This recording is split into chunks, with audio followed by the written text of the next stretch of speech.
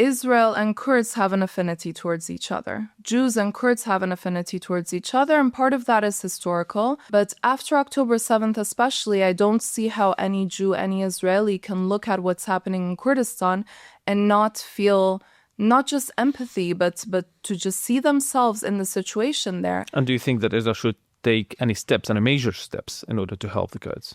I think Israel has to take steps. And this isn't just about the relationship or the affinity with Kurds, but it's also about what does the future of Israel look like? For a very long time, Israel had a very defensive policy up until October 7th. Mm-hmm. If you don't touch me, I won't touch you. Now, we live in the Middle East, and unfortunately, nobody leaves you alone or in peace just because you won't be the perpetrator or the aggressor. And after October 7th, Israel started to take a bit of a more offensive approach. But right now, we are in critical times where Israel can actually shape the region. Mm-hmm. And Israel has to think about, who do I want on my border? Do I want Turkey? Do I want ISIS? Do I want to have allies in the region that are long-term, that are based on similar values, moral systems, and that I can actually rely on? And do you think that the challenge for Israel also, the fact that northeast Syria is very far away from here? I mean, we've seen what happened with the Druze. The Israelis publicly and also, behind the scenes do help the Druze. Right. But with the Kurds, it's very far away. It is further away, but when we talk about Israel helping, this doesn't mean boots on the ground. That's not what Kurds need or what they're asking from Israel. I think Kurds just generally really need to have a guarantor on their side. They need someone to help negotiate on their behalf. They need someone to push America, but also there's a lot that Israel can do that is in putting boots on the ground, both militarily, possibly through air defense and air support, because that's the part that Kurds are the weakest at. That's their biggest vulnerability. Also in terms of negotiations and diplomatically supporting, but also acting as a guarantor, because Kurds don't have anyone on their side.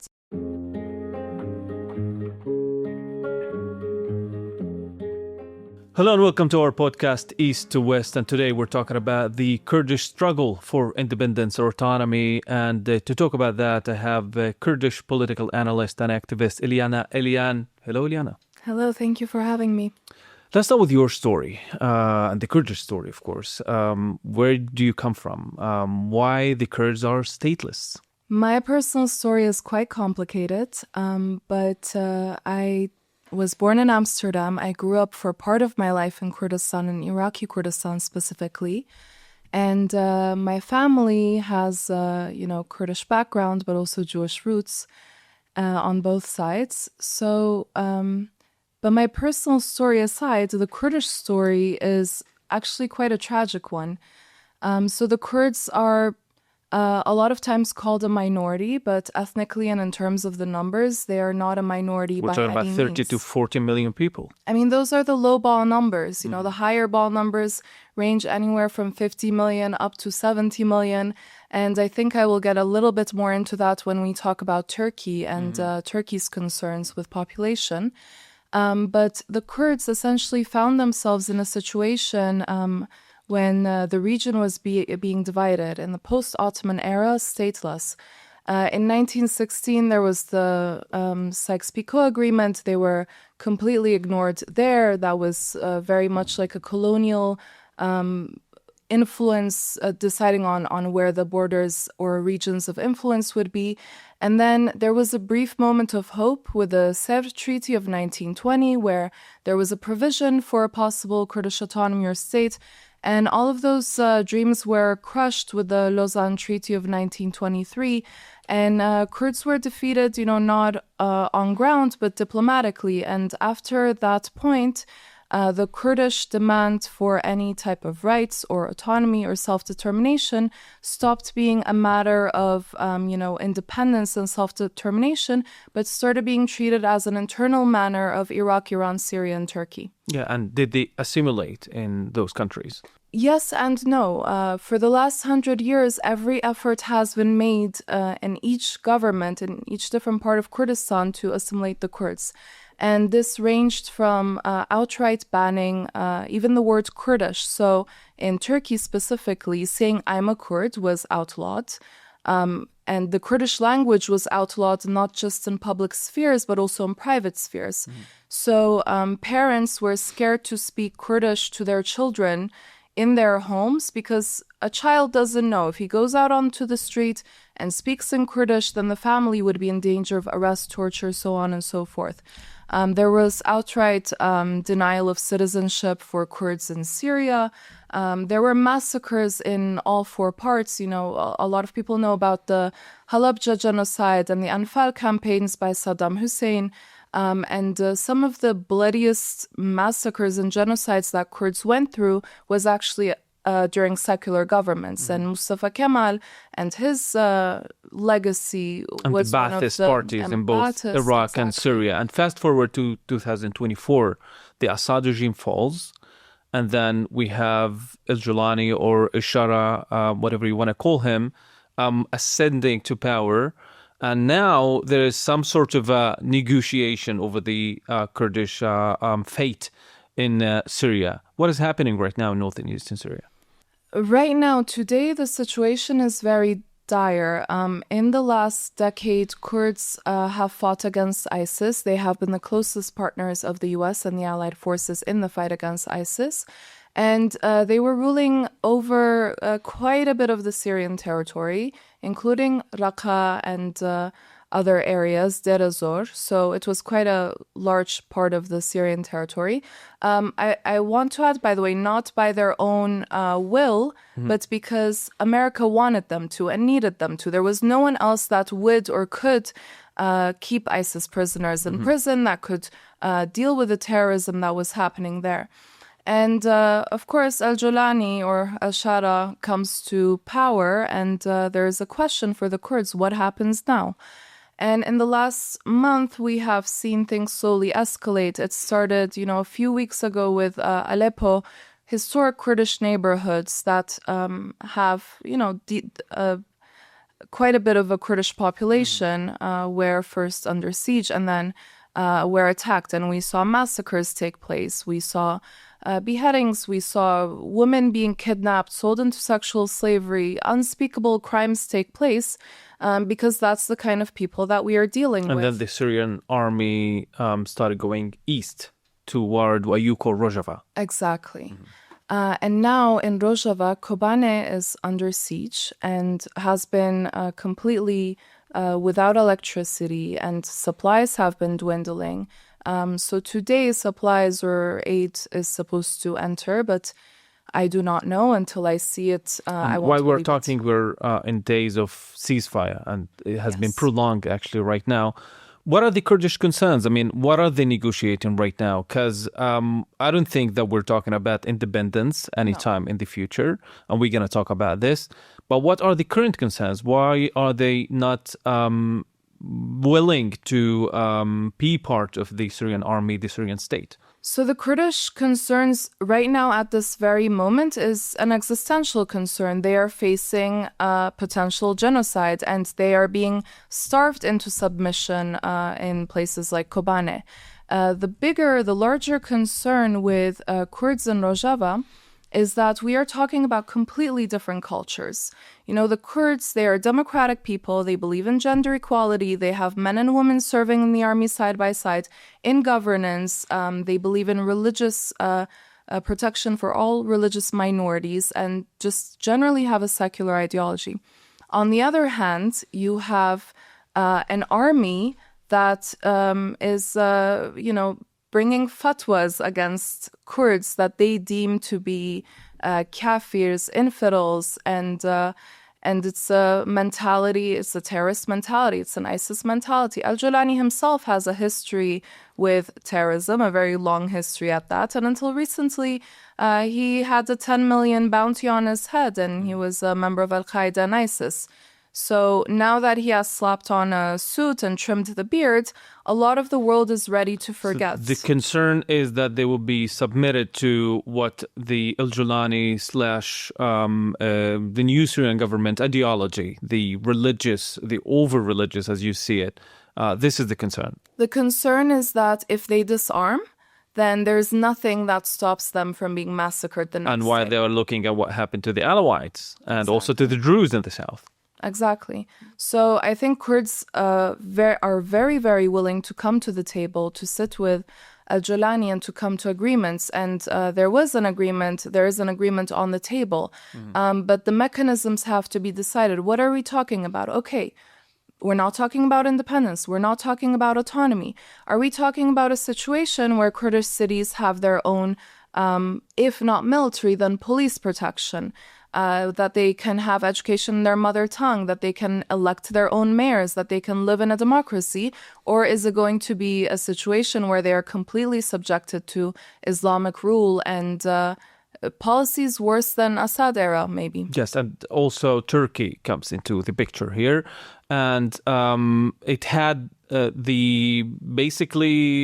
also a role in what's happening in the recent developments, and since Jolani took power as well. For sure. Turkey has been a big player since the very beginning of Jolani's rise to power. Turkey is a very long conversation in and of itself, but basically with the Assad regime, these were Alawites. And Turkey has for a long time now, Erdogan has for a very long time now, been openly talking about a neo-Ottoman project and has also made active steps both on the ground but also in his rhetoric to bring that to fruition. We saw that in 2019 with his invasion of Afrin. We see that in the countless military posts that he is putting up in northern Iraq and Iraqi Kurdistan, and also in his rhetoric to Turkmens and Azeris and the people that it sees as part of the Turkish nation, part of the Ottoman nation. So Turkey in Al-Jolani has found his ticket into influencing Syria and coming in on that front and expanding its influence. Without, of course, getting the Kurds to agree to something, they wouldn't be able to expand their influence, as you're saying. But as you said, this is a conversation on itself. But what we are hearing from Kurds right now is that the Americans abandoned them. You mentioned the Americans and that they have asked the Kurds to help them with dealing with ISIS. Do you think they betrayed the Kurds, the Americans? In politics, it's hard to talk in terms of betrayal, but that is definitely the feeling on the ground, and I believe rightfully so. And it's not just a Kurdish feeling, it's also a feeling coming from a lot of senators and congressmen and women in the U.S., because these were their closest allies and partners, and promises were made. Nothing was put on paper, and maybe we can talk another time about Kurdish diplomacy and how it isn't always successful, and these situations are not rare in Kurdish history. But also from the American side, they are leaving it the way that they left Afghanistan, and it's very disappointing for Kurds, but there's also a real sense of fear. But what are you making of this? Why are they doing it? We can talk about the isolationist sentiment among, Trump administration officials. We can talk about different things. But what they are saying publicly, that they want a united Syria, a sovereign Syria that would be stable, because after all, that's the American interest in the Middle East. I think we have to talk specifically about Trump and about Tom Barrack, the special envoy to Syria. Now, Tom Barrack himself is very closely aligned with Qatar and with Turkey. So a lot of times the question arises of, is Tom Barrack serving American interests or is he serving Turkish and Qatari interests? Now, Trump himself, he has an inclination towards strong leaders from his perspective, Erdogan being one of them. And he also has shown a lot of sympathy towards Al-Jolani. But if American interests are stability on the ground, then they wouldn't feel the need to transfer 7,000 hardened ISIS criminals from Syria to Iraq to more secure facilities. They don't even themselves trust Al-Jolani to keep stability in the Middle East. They don't trust them to guard over ISIS. And we have seen in the last week that when Kurds left or were driven out and forced out from crucial points where ISIS prisoners were being held, we saw Jolani's military free ISIS members. And another country in the Middle East that we, of course, should talk about is Israel. Yes. How is the relationship with Israel? I saw you actually in a protest in Tel Aviv, and people were holding the Kurdish flag, excuse me. On the other hand, they were holding also the Israeli flag. How is the relationship with Israel?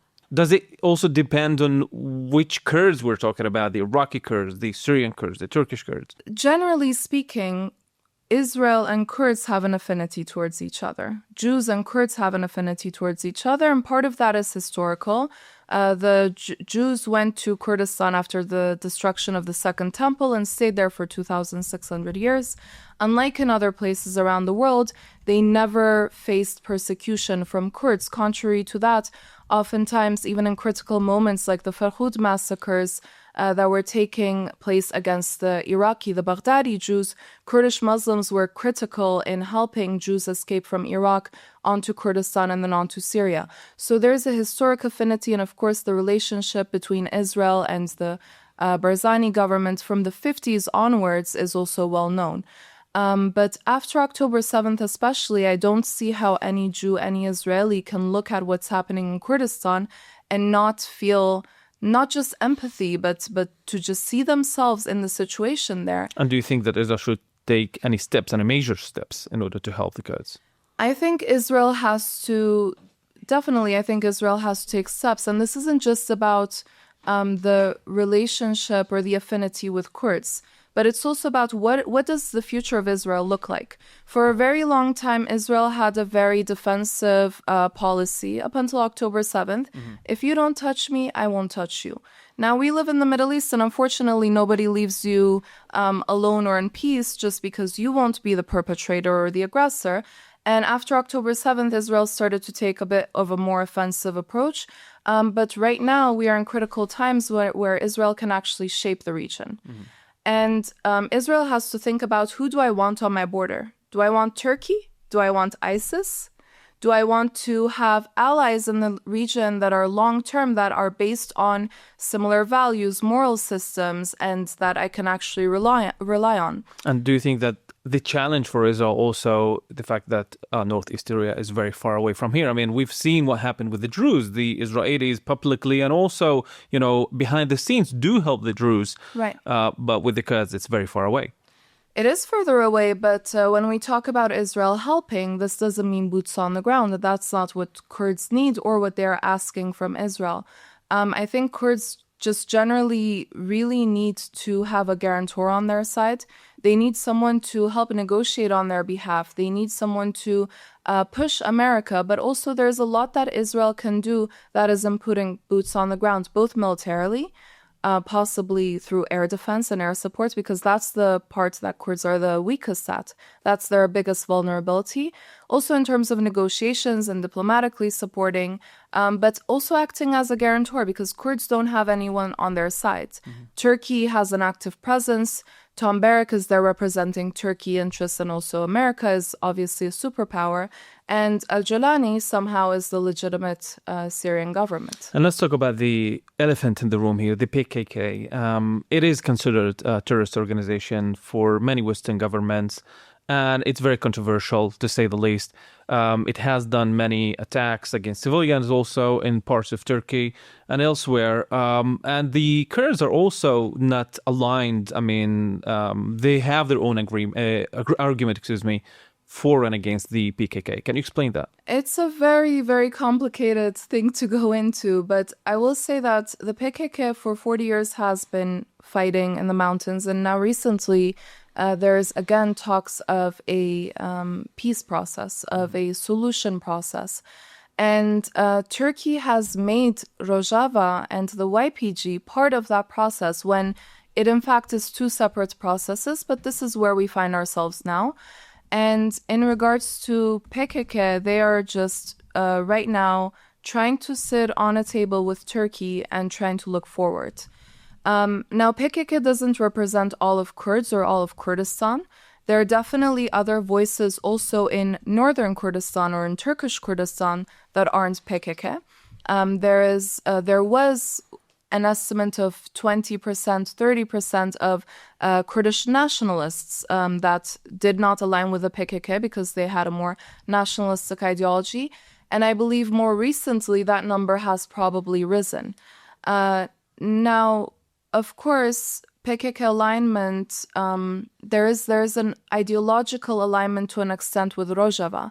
But in terms of what the struggle is, what the demands are, what the structure and leadership is, they are separate processes. And the reason that Turkey wants to make them one and the same is so that it can legitimize its attacks and encroachments onto Syrian territory, onto Kurdish territory, and it can justify any massacres or any expansion that it takes. With all that in mind, and maybe we finish with this, is the dream of independence already gone? Should the Kurds right now look only for an autonomy, at least? I don't think that the dream of independence will ever be gone. We live in a country where for 2,000 years, Jews in diaspora dreamed of Jerusalem. And 2,000 years later, Jews made it to Jerusalem, and now there's a state of Israel, thankfully. With Kurds, I don't think that dream is ever going to fade. In Iraqi Kurdistan, of course, there's the autonomy, and in Syrian Kurdistan, up until now, there was a de facto autonomy as well. And there's the question of Iran, there's the question of Turkey. Those are larger states that are tougher terrains. Kurds right now have to have no choice but to focus on getting as much protection and rights as possible, both in Turkey and in Syria. I think the future is to have as much autonomy as possible and then just look at how the Middle East is changing, because there are dynamics in place outside of the Kurds that affects Kurds. In the coming days, we will see what happens in Iran. That will, of course, affect Kurds. And that will also affect Turkey and in relation to Kurds. So it's a bigger geopolitical question. Yes, definitely. Very long struggle for autonomy or independence. Elyana Elyan, Kurdish political analyst and activist. Thank you so much for being with us today. Thank you for having me.